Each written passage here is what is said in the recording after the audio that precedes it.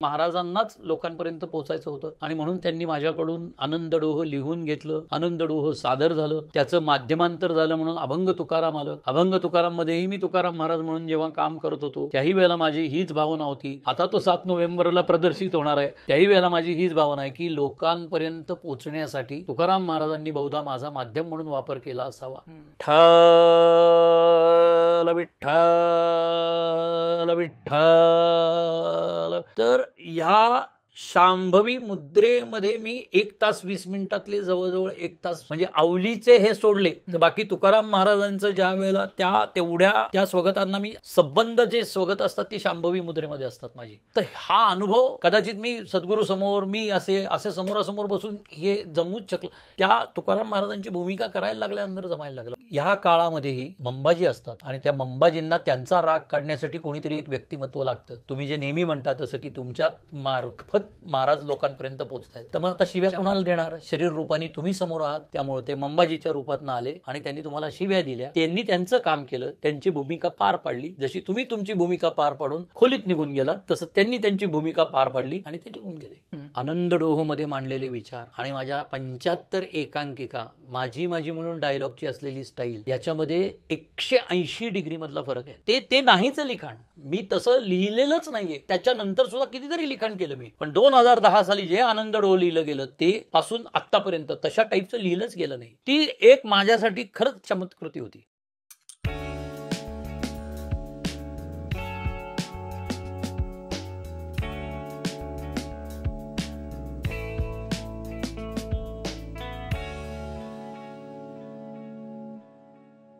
हाय, hello, नमस्कार. आज आपण एका विशेष पाहुण्यासोबत आहे. सरांना मी फर्ग्युसनला होतो 11वी-12वीला, तेव्हा 12वीच्या पिरियडमध्ये सरांचं एक व्याख्यान ऐकलं होतं मी. अभिनयासंदर्भात होतं किंवा अभिनयाच्या बाबतीत त्यांचं करिअर प्रवास काय होता. त्यावेळेस मी सरांचं जे काही व्याख्यान ऐकलं त्यामध्ये मला समजलं की अभिनय हा काही कॅज्युअल गोष्ट नाही. अभिनय नुसतं स्टेजवर गेलो आणि डायलॉग बोलले त्या पलीकडे आहे.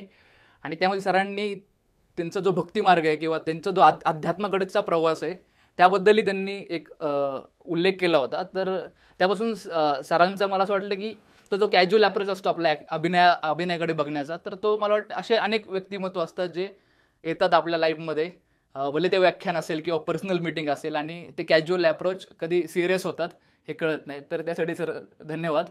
आणि आज भेटण्याचं कारण आहे की अभंग तुकाराम ही फिल्म 7 नोव्हेंबरला येत आहे. दिग्पाल लांजेकर सरांनी त्याचं दिग्दर्शन केलेलं आहे आणि सरांनी त्या फिल्मचं कथा आणि संवाद लिहिलेले आहेत. त्यामध्ये सर संत तुकारामांची भूमिका करत आहेत. 15 वर्षापासून सर आनंदडोह नावाचा कार्यक्रम करतात. त्याचे आत्तापर्यंत 375 प्रयोग झालेले आहेत सरांचे.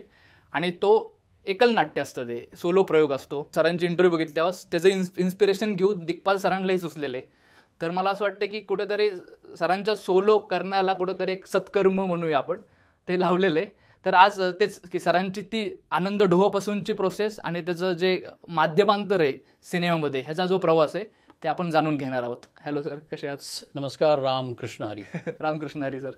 येस सर, जसं मी बोललो की आनंदडोह तुम्ही एका मोटिव्हने सुरू केलं की एक संत तुकाराम महाराजांचा अभ्यास करायचा आणि तो इतका मोठा, तो वलय एवढा मोठा होईल हे तुम्हालाही कल्पना नसेल. तर तो प्रवास कसा होता की ज्यावेळेस तुम्ही सुरुवात केली आणि आपण जसं एखाद्या टेक्स्टला किंवा एका कॅरेक्टरला अप्रोच होतो त्यावेळेस इन नसतो. काही प्रयोग आपल्याला इन व्हायला लागतात, पण ज्यावेळेस तुम्ही इन नव्हता आणि ज्यावेळेस तुम्हाला वाटलं की तुकाराम महाराजांकडे मी चाललोय, तो जो प्रवास आहे तो एक टप्पा. आणि त्याच्यानंतर दिग्पाल सरांनी तुम्हाला सांगितलं की असं काहीतरी करू आपण फिल्म, त्यावेळेसचा तुमची रिॲक्शन? मला वाटतं की संबंध आनंदडोह आणि आता अभंग तुकाराम हे वेगळे टप्पे वगैरे काही नाहीत. हा एक प्रवास आहे असं मला स्वतःला वाटतं, जो माझ्या अध्यात्माची साधना किंवा मी जे काही अध्यात्मशास्त्रामध्ये, योगशास्त्रामध्ये, अध्यात्म मार्गामध्ये स्वतःचा शोध घेण्याच्या संदर्भात जे मी शिकत गेलेलो आहे त्याच्या या एक पुढच्या पायऱ्या आहेत असं मला स्वतःला वाटतं. म्हणजे 2003 साली जेव्हा माझे अध्यात्मात माझ्याकडून काही काम करून घेणारे माझे सद्गुरू माझ्या आयुष्यात आले, तिथपासून हा प्रवास सुरू झाला. त्या प्रवासातल्या प्रत्येक वळणावर काही गोष्टी येत गेल्या. म्हणजे माझं 2003 मध्ये अतिशय योगायोगाने किंवा तो योगच होता की ते मला भेटले आमचा परिचय असा फॉर्मल ओळख करून देणं, कुठल्या तरी मठामध्ये ते बसलेले आहेत किंवा कुठल्या तरी मंदिरात ते बसलेले आहेत आणि आम्ही गेलो आणि नमस्कार झाला, मी त्यांचं प्रवचन ऐकलं वगैरे, असं काहीच झालं नाही. एका आमच्या माधुरी माटे नावाच्या मैत्रिणीच्या घरी ते जेवायला येणार होते. त्यावेळेला मी तिथे नाटकाच्या संदर्भात काही काम करायला म्हणून गेलो. तिथे आमची ओळख झाली. ओळखीचं रूपांतर हळूहळू परिचयामध्ये होत गेलं आणि मग नंतर मी त्यांच्या ते सांगतायत त्या मार्गाचा साधक झालो. इतकं साधं सरळ ओळख आहे किंवा हे आहे. आणि मग मी त्यांच्याकडनं एक एक ध्यान मार्गातल्या गोष्टी शिकत गेलो. प्रचलित अर्थाने जे आपण यूट्यूबवर वगैरे वेगवेगळ्या काय ध्यान प्रक्रिया बघतो की असं ध्यानस्थ बसावं, असं ते त्यांच्या त्यांच्या पद्धतीने योग्य असेल, पण मला खूप वेगळ्या पद्धतीने त्यांनी शिकवत गेलं. मुळात माझे सद्गुरू हे स्वतः चित्रपट, नाटक या सगळ्या याच्यामधले एक माझ्या आधी त्या पाऊल वाटेवरनं गेलेले असे होते. ते स्वतः दिग्दर्शक होते, ते स्वतः दिग्दर्शक आहेत, लेखक आहेत आणि शिवाय अध्यात्म मार्गाची प्रचिती आलेले असे ते सद्गृहस्थ आहेत असं आपण म्हणूयात. त्याच्यानंतर 2010 साली असं झालं की म्हणजे आनंद डोहोची निर्मिती प्रक्रियेची मूळची हे अशी झाली की तुकाराम महाराजांचं जे एक संत सूर्य म्हणून जी कादंबरी आहे त्या कादंबरीचं अभिवाचन करावं, कारण त्यावेळेला त्या 2010 सालच्या साहित्य संमेलनाचे अध्यक्ष म्हणून डॉक्टर आनंद यादव यांचं नियुक्ती झाली किंवा निवड झाली आणि त्यांच्या या कादंबरीवरनं खूप गदारोळ उठला होता, टीका आली होती. आणि मग एक कलावंताचं अभिव्यक्ती स्वातंत्र्याच्यासाठी म्हणून आपण त्या कादंबरीतले काही उतारे वाचावेत किंवा काही प्रसंग वाचावेत, अभिवाचन करावं असं डोक्यात आलं. सद्गुरूंपाशी ही इच्छा व्यक्त केल्यावरती त्यांनी सांगितलं की तुम्ही दुसऱ्याचं का वाचणार आहात, तुम्ही जर लिहू शकता, आत्तापर्यंत इतक्या एकांकिका लिहिल्या आणि हे सगळं लिहिलं तर तुम्ही हे लिहून बघा ना तुकाराम महाराजांवरती. मग त्या दिवशी ते असं म्हणतो ना आपण की कुठल्याही गोष्टीची एक खरंच ते योगच असतात. म्हणजे ते मी ते बोलायला आणि लगेचच अक्षरशः बोलता बोलता मला आनंद डोहचा फॉर्म, आनंद डोह हे त्या कार्यक्रमाचं नाव आणि तो एकपात्री करायचा हे सगळं त्या एका बैठकीत सुचलं. म्हणजे तू आणि मी कसे बसलेलो राईट, तसं बोलता बोलता ते सुचलं की आपण असं करू तसं करू. एकूण ती 13 स्वगतं असतील. महाराजांनी त्यांच्या गाथा पाण्यात बुडवल्यापासून ते त्या तरल्या जाईपर्यंतच्या 13 दिवसांमधलं ते चित्रण असेल. आणि तोपर्यंत म्हणजे आजही माझं स्वतःचं असं म्हणणं आहे की सण, सणावळ्या, दिवस, कुठला प्रसंग कधी घडला हा इतिहास एवढा माझा तुकाराम महाराजांच्या एकूण जीवनचरित्रावर अभ्यास नाही. मी अतिशय आध्यात्मिक मार्गाने आणि भक्ती मार्गाने जे तुकाराम महाराजांची जी त्यावेळची भावावस्था होती, पांडुरंगाबरोबर तादात्म्य पावलेली, कदाचित मी त्या भावावस्थेचा जास्त अभ्यास करत गेलो माझ्या आध्यात्मिक साधनेच्या ह्यांनी आणि ते आनंद डोह लिहिलं गेलं. आणि जी माझी आजही आणि आत्ताही भावना आहे की पराशक्ती योग्य त्या साधनाचा म्हणून वापर करतात. ते एक मी साधन झालो की त्यांना लोकांपर्यंत पोचण्यासाठी, जसं कागदावरती येणारे मनात उमटणारे शब्द पोचण्यासाठी पेन असतं, ते निर्जीव असतं, पण ते शब्द त्याला सजीव बनवतात किंवा त्या झरणीतनं लिहिलं जाणारे जे शब्द असतात ते पुढं काही घडवत असतात. तसं मी एक साधन होतो. माझी स्वतःची भावना ही आहे की महाराजांनाच लोकांपर्यंत पोचायचं होतं आणि म्हणून त्यांनी माझ्याकडून आनंद डोह लिहून घेतलं. आनंद डोह सादर झालं, त्याचं माध्यमांतर झालं म्हणून अभंग तुकाराम आलं. अभंग तुकाराममध्येही मी तुकाराम महाराज म्हणून जेव्हा काम करत होतो त्याही वेळेला माझी हीच भावना होती. आता तो 7 नोव्हेंबरला प्रदर्शित होणार आहे, त्याही वेळेला माझी हीच भावना आहे की लोकांपर्यंत पोचण्यासाठी तुकाराम महाराजांनी बहुधा माझा माध्यम म्हणून वापर केला असावा. आणि माझ्याकडून माझ्या यथाशक्ती जे जे माझ्यामध्ये आहे, जे काही मी काय म्हणतो आपण सरावानी, साधनेमुळं जे काही माझ्यामध्ये वाचिक अभिनय, कायिक अभिनय, स्वाभाविक अभिनय या सगळ्या ज्या गोष्टी आलेल्या असतील त्या केवळ त्यासाठी आल्या की त्यांना लोकांपर्यंत पोचण्यासाठी माझं माध्यम म्हणून वापर होतो आहे आणि मी त्यात खूप आनंदात आहे. सर, एखादा क्षण सांगाल का तुम्ही जेव्हा आनंद डोहचे प्रयोग करत होता, की काय नाटकामध्ये जसं काही क्षण असतात की अरे ह्यासाठी नाटक करतोय मी, तसं एकल नाट्यामध्ये असे काही क्षण असतील अभिनय करताना की ह्यासाठीच मी करत होतो अट्टहास? साधारण 8वा प्रयोग होता, बालगंधर्वला प्रयोग होता आणि त्या प्रयोगाचं म्हणजे पहिले 7 प्रयोग आम्हाला जाणवलं होतं की ही एक वेगळी अनुभूती आहे. प्रेक्षकांवरही त्याचा खूप वेगळा परिणाम होतो आहे, आपल्या स्वतःवरही त्याचा खूप वेगळा परिणाम होतो आहे. आणि माझे सद्गुरू मला बोलता बोलता अनेकदा ते सांगायचे की अनेक निराकार सगुण रूपात येऊन तुम्हाला दर्शन देऊन जातील. तुम्हाला कळणारही नाही कसं दर्शन होतंय, काय होतंय. फक्त तुम्ही खूप सजग राहायचं. आपल्या आध्यात्मिक मार्गावरती साधना करत असताना तुम्ही खूप सजग राहायचं, हे मला वारंवार सांगितलं. ते सजग राहणं हे जवळजवळ गेली 14-15 वर्ष प्रयत्न करतोय. पण त्या दिवशीचं एक मोठी घटना सांगतो. माझे सद्गुरूंच्याकडं स्वामी समर्थांचं अधिष्ठान आहे आणि ती स्वामी समर्थ ही जी एक महान विभूती आहे, ज्याचे लाखो भक्त आज आहेत. आपापल्या परीने ते साधना करत असतात, भक्ती करत असतात. आणि माझ्या सद्गुरूंचा थेट स्वामींबरोबर संवाद असतो, हा माझा अनुभव आहे. मी स्वतः ते अनुभवलेलं आहे. आणि मी प्रयोग करत होतो आणि त्या प्रयोगामध्ये असंच पांडुरंगाच्या दिसण्याबद्दल की मी असं म्हणजे महाराज असं म्हणत असत की अरे पांडुरंग हा मला माझ्या भावामध्येही दिसतो. लहानपणी आम्ही खेळायचो त्यावेळेला आमचे कान्होबा विठुराया व्हायचे, कटेवरी हात ठेवून विटेवर उभे राहायचे. आणि त्याच्यात फॉर्म असे की जिथे तू आत्ता बसलेला आहेस तिथे प्रेक्षक या बाजूला आणि मी असा कान्होबांना बघतो. आणि रानातली कुठलीही वडाची पारंबी शेजारी रखमाई म्हणून सजायची. रानातल्या पाना फुलांनी विठू रखमाईला सजवायचो, त्यांची पूजा बांधायचो. असं ज्यावेळेला मी म्हटलो त्यावेळेला विंगेमध्ये अंधार होता. माझ्याबरोबर समोर विंग होती. राईट. विंगेमध्ये अंधार होता आणि साधारण 12-12.5 फूट अशी एक झळाळती, आपण सोनं कसं झळाळतं तसं सोन्याची अशी झळाळती एक आकृती, एक आकार घेताना मी स्वतः पाहिली. आणि ती ना अशी ह्या विंगमधनं त्या विंग, आपण आता ॲनिमेटेड याच्यामध्ये काही वेळेला दाखवतो बघा, अशा काही आयडेंटिटीज, असे काही आकार दाखवतो की जे पराशक्तीचे म्हणून दाखवले जातात. तर ते माझ्या मते ते स्वामीच होते. मला स्वामींनीच त्यावेळेला दर्शन दिलं. आणि मी इतका असा हे झालो की मी ते कान्होबांना बघता बघता हे झालं. मी ह्या विंगमध्ये पाहिलं तर त्याही विंगमध्ये मिरर इमेज असल्यासारखी ती आकृती दिसत होती.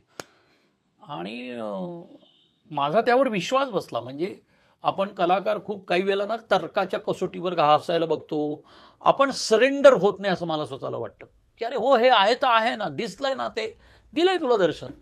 त्यांनी काही असं होणार नाही की ते दर्शन दिले म्हणून आज आपला प्रयोग हाऊसफुल झाला आणि त्याच्या पुढचे 20 प्रयोग हाऊसफुल झाले, माझे काय म्हणतो बँक बॅलन्स वाढला वगैरे. मला तो अनुभव मिळाला, तो मला 60व्या प्रयोगातच मिळाला. मग तो वारंवार वेगळ्या वेगळ्या रूपांनी मिळत गेला मला. म्हणजे मला त्याच्यानंतर माझं या संबंध प्रोसेसमध्ये माझं ध्यान चांगलं लागायला लागलं. मला माझी खेचरी मुद्रा माझी चांगली लागते. त्या ह्याच्यामधल्या वेगळ्या वेगळ्या जेव्हा मी मुद्रा करायला लागलो त्यावेळेला माझं आसन सिद्ध व्हायला लागलं.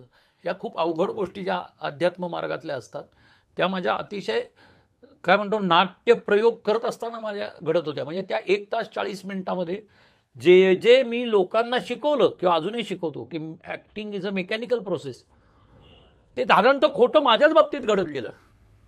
पण तरी आज मी म्हणताना शिकवताना हे शिकवतो, कारण हे खोटं आहे किंवा आपण इन्व्हॉल्व होतो आहोत हे कळण्या इतपत समज आणि हे कळण्या इतपत सजगता अभिनय करताना माझ्यात असायची. मी बेभान होऊन करायचो नाही, पण ते बेभानत्व मी अनुभवत मात्र होतो. म्हणजे माझी ज्यावेळेला शांभवी मुद्रा लागायची, म्हणजे मी आत्ताही ते कदाचित बाह्य क्रिया म्हणून दाखवीन आणि त्या माझ्या सद्गुरूंच्या संमतीनेच मी दाखवतोय, कारण त्यांनी सांगितलं की हो आता हे स्पष्टपणे बोलायचं आहे म्हणून मी हे करतो. की ज्या वेळेला मी विठ्ठल विठ्ठल विठ्ठल,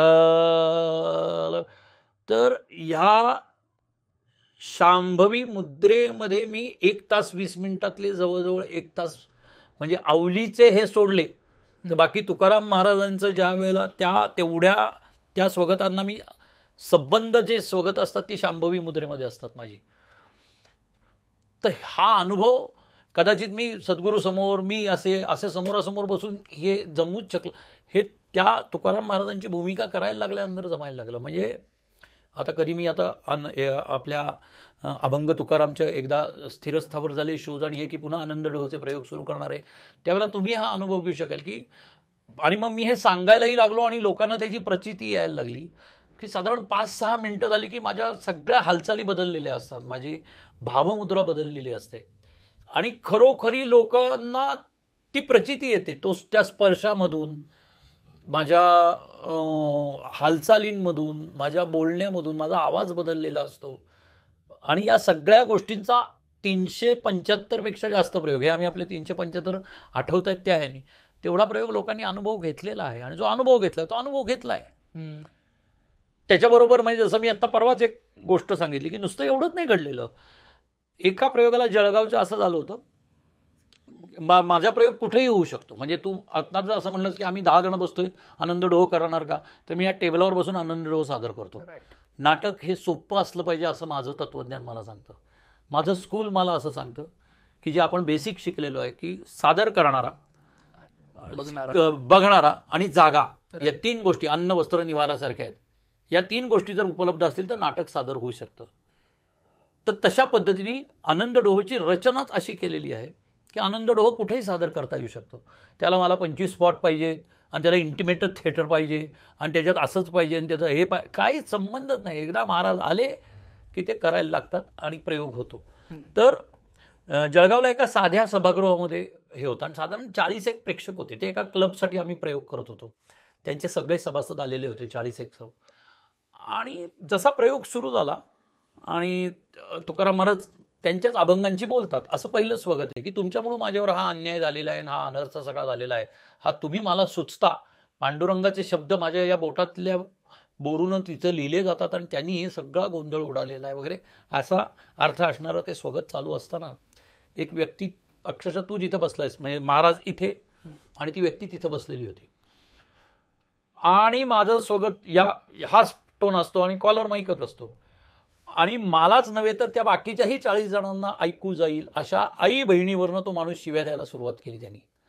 म्हणजे काही बाबा तुकाराम महाराजांबद्दल मी काही आक्षेपार्ह करतोय म्हणून शिव्या देतोय असं नाही. माझे इकडं संवाद चालू होते, बा विठ्ठला घे उतरवलं मी तुझं, टिंब टिंब टिंब या इच्छे त्याच्या अशा, आणि तो असं म्हणजे दाळ तोट खाऊन म्हणतो की नाही तशा पद्धतीने तिथे शिव्या देत बसलेला होता. संपूर्ण 1 तास 20 मिनिटं तो माणूस शिव्या देत होता. सगळ्यांना त्या ऐकू जात होत्या. पण प्रयोग पूर्ण झाला.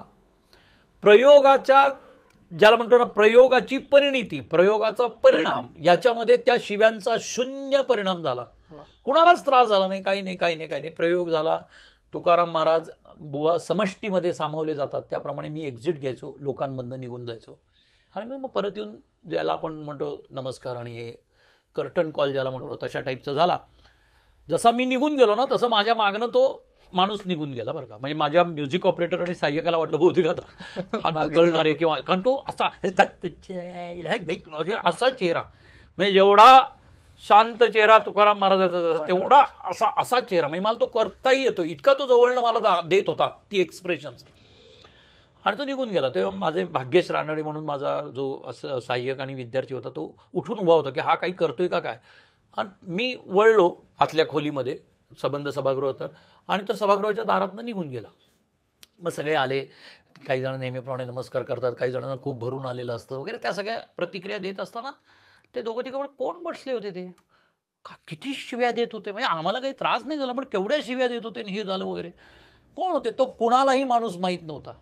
तिथला चौकीदार, त्यालाही त्या त्रास होत होता. तो दारातला, तो दारातनं आमचं बघितलं, कारण तो मला दार उघडायला म्हणून आत आला, नंतर पुन्हा दारातनं त्या माणसाला टोकायला म्हणून गेला, तर तो निघून गायब झाला होता. झालं आमचं. पण प्रयोग छान झालेला होता. म्हणजे प्रयोग आपण जे नाटकाच्या फुटपट्ट्या लावतो ना प्रयोगाला, तशा आनंद डोहला 350 प्रयोग लावूच शकत नाहीत. सगळेच प्रयोग, कारण ती अनुभूती आहे, तो एक वेगळी अनुभूती आहे आणि त्या अनुभूतीचा अनुभव एका माणसाने ती अनुभूती घेतलेली आहे जो रंगकर्मी आहे आणि तो ती तुमच्यापर्यंत पोहोचवण्याचा प्रयत्न करत असल्यामुळे आनंद. आज जरा रंगलाच नाही का, आज जरा मस्त नाही एवढे, असं पहिल्या प्रयोगापासून आत्तापर्यंत एकदाही झालं नाही. काय म्हणतो आपण, एका स्तराचा प्रयोग होतोच आणि जो बियॉन्ड लिमिट, काय म्हणतो बियॉन्ड एक्सपेक्टेशन असतो. आणि मग ते मला हे कधीच असं झालेलं नाही की आज जरा प्रयोग, कारण ती माझी साधन आहे, ते माझं ध्यान लागतं. असं होतच नाही माझं की आज माझं ध्यानच लागलं नाही. जेव्हा जेव्हा माझी साधना कमी पडते तेव्हा तेव्हा बाहेरून प्रयोग येतो, मी प्रयोग करतो. आता तो आता नाटक व्यवसायातला किंवा या व्यवसायातला म्हणून सांगतो, पहिले 7-8 प्रयोग आम्ही आमच्या खर्चानी लावले. तिथपासून आजपर्यंत आम्हाला आनंद डोहोसाठी प्रयोग लावण्यासाठी 1 रुपया खर्च करावा लागलेला नाही आहे. ते प्रयोग सगळे लोकांनी घेतले, लोकांनी अनुभवले आणि मी केले. म्हणून जे माझे सद्गुरू कायम मला सांगत आले की ही माझ्या साधनेची पुढची पायरी आहे, ते अगदी तंतोतंत पटतं. तर मग ते सगळेजण बोलत होते की अरे तो कोण माणूस होता, कोण होता का, तुम्ही ओळखता का, तुम्ही ओळखता का. कोणी त्याला ओळखत नव्हतं. हा कुठून आला, याला कुठलं जाहिरात कळली, याचं निमंत्रण कोणी दिलं होतं का, काही नाही. आणि प्रत्येक प्रयोग झाल्यानंतर आता जसं मी म्हणलो तसं की ही साधनेची पहिली पायरी आहे. त्यामुळे आपल्याला काय काय अनुभव आले हे वेळोवेळी मी रोज प्रत्येक प्रयोग झाला, म्हणजे अगदी रोज प्रयोग, आता 8 दिवस लागले. ते प्रयोग झालं की पुण्याला माझे बाबा असतात सद्गुरू, त्यांना फोन करतो की आज काय काय अनुभवायला मिळालं. म्हणजे मग जसं स्वामींचं दर्शन झालं हे सांगितलं, तसं एक 3-4 प्रयोग असे होते की पहिल्या मिनिटापासून की तू या सगळ्या अनर्थाला कारणीभूत आहेस, होय तूच. त्या अभंगांकडे पाहिलं, गळा गळा गळा गळा गळा ते थांबेच नात. असे मला सलग 10 प्रयोग अनुभव येत होते. मग नंतर एकदा कधी, मग त्यामुळे अश्रू येण्यासाठी काही वेगळे प्रयत्न करतोय किंवा अश्रू येत नाही म्हणून ग्लिसरीन लावतोय, एकटकच बघतोय, हे जे आपण अभिनयाचे वेगळे वेगळे फंडे काहीतरी काढतो, असले मला कधी करावे लागत नाही. म्हणून रडके तुकाराम महाराजही वाटत नाही, हे काय सारखेच रडतायत असंही वाटत नाही. कारण आनंदाचे अश्रू सुद्धा ते तशाच पद्धती, की ती भावविभोर अवस्था ही इतके वेळा मी अनुभवली आहे. तर असे प्रत्येक अनुभव मी बाबांना सांगतो की आज बाबा असं झालं, आज माझं सिद्धासन खूप छान लागलं होतं, आज माझं हस्तमुद्रांमधली माझी ही मुद्रा खूप छान लागली होती, आसन छान लागलं होतं.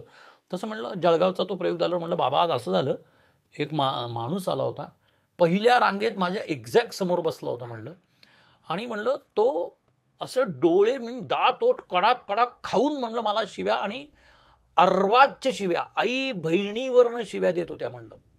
आणि तो माझा कुठल्याही याच्यावरनं बोलला की त्याच्या पुढं त्याची एक आईवरनं शिवी असायची, बहिणीवरनं शिवी असायची. म्हणजे असं वाटायचं की आता हा उठतोय मला बदा बदा मारायला लागतोय. आणि म्हणलं जसा मी समष्टीमध्ये सामावून गेलो तसा तो तिथनं निघून गेला म्हणलं त्या सभागृहात. एक हा पॉज, आत्ता जसा पॉज दिला तसा फोनवरती पॉज. बाबा म्हणले काय असतं, ह्या काळामध्येही मंबाजी असतात आणि त्या मंबाजींना त्यांचा राग काढण्यासाठी कोणीतरी एक व्यक्तिमत्व लागतं. तुम्ही जे नेहमी म्हणता तसं की तुमच्या मार्फत महाराज लोकांपर्यंत पोचत आहेत, तर मग आता शिव्या कोणाला देणार, शरीर रूपाने तुम्ही समोर आहात. त्यामुळे ते मंबाजीच्या रूपातनं आले आणि त्यांनी तुम्हाला शिव्या दिल्या. त्यांनी त्यांचं काम केलं, त्यांची भूमिका पार पाडली. जशी तुम्ही तुमची भूमिका पार पाडून खोलीत निघून गेला तसं त्यांनी त्यांची भूमिका पार पाडली आणि ते निघून गेले. हा माझ्यासाठी चमत्कार होता.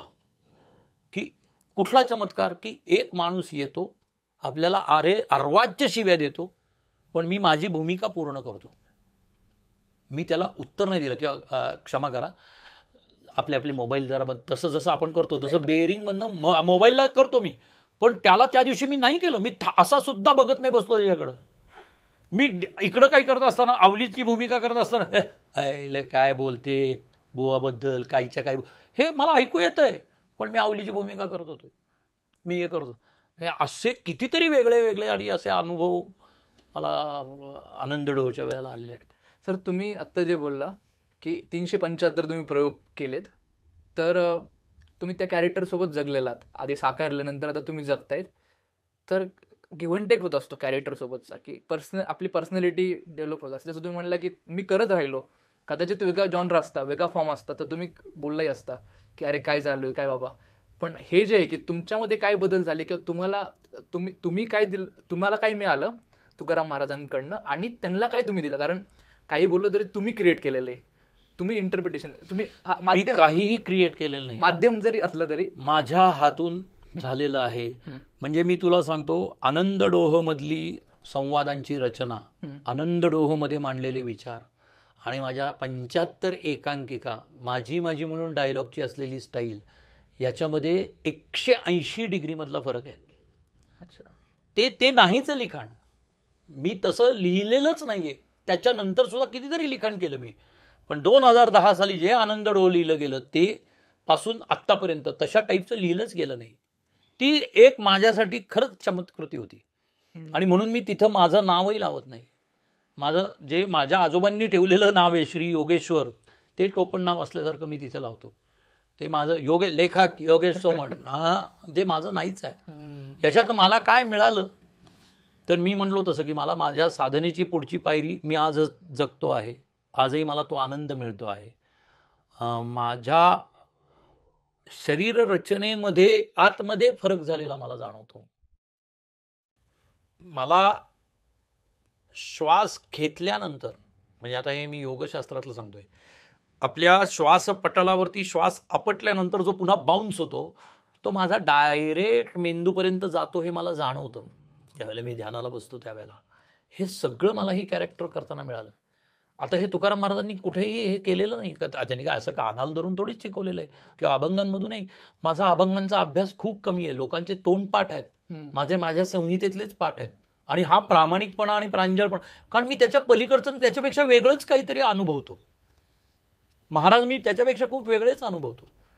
म्हणजे महाराजांनी मला निराकाराची भक्ती शिकवली असं मला वाटतं. मी कधीही कुठल्याही मंदिरामध्ये जातोय काही नाही, म्हणजे बाबांच्याकडे असताना म्हणजे अक्कलकोटला गेल्यानंतर जर लाईन असेल म्हणजे आज तागायत, आणि ते माझे ते लाड आणि ते कोड कौतुक माझ्या मते ही पराशक्ती पण ऐकत असेल की मी लाईनीमधनं देवाचं दर्शन कधीच घेत नाही. लाईन असेल आणि 10 मिनिटापेक्षा जास्त वेळ लागणार असेल तर अक्कलकोटला पुण्यावरनं जाऊन सुद्धा कळसाचं दर्शन घेऊन मी निघून गेलेलो आहे. की माझ्यासाठी ती शक्ती, त्या वाईब्स मला मिळाल्या बस झालं. कारण मला महाराजांनी शिकवलंय ना की अरे इंद्रायणीच्या वाळवंटामध्ये असं दगडावर दगड ठेवून आम्ही विठुराया पाहिला आहे आणि त्या विठुरायाला आमच्या घासातला अर्धा घास दिलेला आहे. कशाला पाहिजे आम्हाला पंढरपूरला जायला आणि कशाला पाहिजे आम्हाला हे? पांडुरंग माझ्यासाठी जर येतो महाराजांसाठी, ही भक्ती तर त्यांनी शिकवलेली असेल. आणि मला जर असं बसल्यावरती विंगेमध्ये जर स्वामी दिसत असतील आणि मी डोळे मिटल्यानंतर जर मला पांडुरंग काय, तुकाराम महाराज काय, का उगीच होतात का माझे त्याप्रमाणे आकार, उगीच होतात का ती पोस्चर्स? तो अनुभव मी घेत असतो आणि मला ते आवडतं. आणि हा जो आनंद मार्ग आहे ना, तो मला खूप वेगळं काय काय शिकवून जातो. माझ्या पेशन्स नावाची गोष्ट आली आहे. एक आयुष्याला एक ठहराव असतो, तो ठहराव मला आलेला आहे. त्याच्यानंतर वाचासिद्धी आणि इच्छाशक्तीची, म्हणजे ज्याला म्हणून वाचासिद्धी आणि इच्छाशक्ती, या दोन्ही गोष्टी माझ्या खूप प्रबळ झालेल्या आहेत. राईट. आणि वाचासिद्धी म्हणजे उठ आणि कोणाला तरी शाप देत सुटलाय असं काही करत नाही. एखादी गोष्ट जर हे तुझं नक्की होईल, सदिच्छाच, त्या सदिच्छांना साधनेचं अधिष्ठान आहे. मी कधीही म्हणजे कधी कधी राग आला तर हे करतो, पण मला कितीतरी वेळा माझे सद्गुरू रोखतात, आवरा तोंडावरा, अशा पद्धतीने ही सिद्धी नाही वाया घालवायची. म्हणजे मी काही वेळेला असं बोलल्यानंतर असं कधी कधी होतं, खूप राग आणि उद्विग्नता आल्यावरती आपण पटकन बोलू, नाही होणार रे त्याचं काम, बघू कसं होतंय. आणि मी असं त्या रात्री झोपत नाही. मला खूप रडू येतं आणि मी कितीतरी वेळा क्षमायाचना सद्गुरूंपाशी केलेली की नको बाबा असं नको व्हायला, माझ्या मनात नव्हतं. पण अजूनही कुठंतरी त्या शरीरात ते आहेच ना आपलं, आपण बोलून जातोच ना, आपण हे होऊन जातो ना, तर ते मी मनापासून नाही बोलले. चांगल्या बाबतीतही घडलेलं आहे. म्हणजे असं कित्येकदा हो हे होणार तुला, इतके ही भविष्यवाणी नाही. आणि हे मी खूप छान आणि मोकळेपणे बोलतोय म्हणूनच सांगतो की आज बोललेलो उद्या मी आता या ठिकाणी चाललोय काय होईल. माझा ऋग्वेद माझा मुलगा नेहमी बाबा हे होईल का रे काम, आता एक तर होईल म्हणतो, पण असं हे नाहीये. ती वाचासिद्धी त्या आपल्या याच्यामध्ये येत जाते. काही वेळेला सकाळच्या माझ्या प्राणायाम आणि ध्यानाच्या याच्यातनं उठल्या काही मला इंट्युजन्स येतात की हे मग माझे स्टुडंट्सच्या बाबतीत काही असेल तर मी त्यांना सांगतो उद्यापासून हे सुरू करा. ऐकणारे ऐकतात, न ऐकणारे कदाचित चांगला आपल्याबद्दल वाईट काहीच बोलत नाही, अशा सदिच्छेने सुद्धा ते घेत असतील. पण मी जे येतं ते मात्र सांगायचं, ते मनात नाही ठेवायचं, हेही मला सांगितलं.